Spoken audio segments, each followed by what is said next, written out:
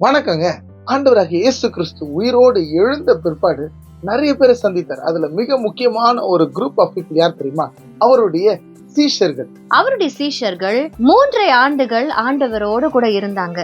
திடீர்னு ஏசப்பா அவங்க கூட இல்ல அப்படின்னும் பொழுது ரொம்ப பயத்தோடு கூட ஒரு பூட்டப்பட்ட அறைக்குள்ள அவர்கள் உட்கார்ந்திருந்தாங்க. அப்போ ஆண்டவர் அவர்களுக்கு நடுவுல வந்து நின்று உங்களுக்கு சமாதானம் அப்படின்னு சொல்றாரு. இப்படி பூட்டப்பட்ட அறைக்குள்ள ஆண்டவராகிய இயேசு கிறிஸ்து வராருன்னா அவர் சாதாரணமானவர் இல்லைங்க.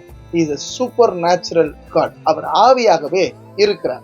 வேதவசனம் சொல்லுகிறது, தேவன் ஆவியா இருக்கிறார், அவரை தொழுது கொள்ளுகிறவர்கள் ஆவியோடும் உண்மையோடும் அவரை தொழுது கொள்ள வேண்டும். இன்றைக்கு நீங்க எங்க இருந்தாலும் சரி, யூ கேன் வர்ஷிப் ஹிம். ஒரே ஒரு கண்டிஷன் தான், ஆவியோடு உண்மையோடு அவரை தொழுது கொள்ளணும்.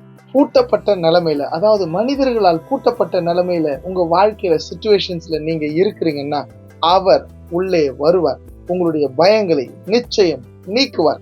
அன்னைக்கு வந்தது போல உங்க வாழ்க்கையிலும் இன்னைக்கு வர்றதுக்கு ரெடியா இருக்காருங்க. Have a nice day. God bless you.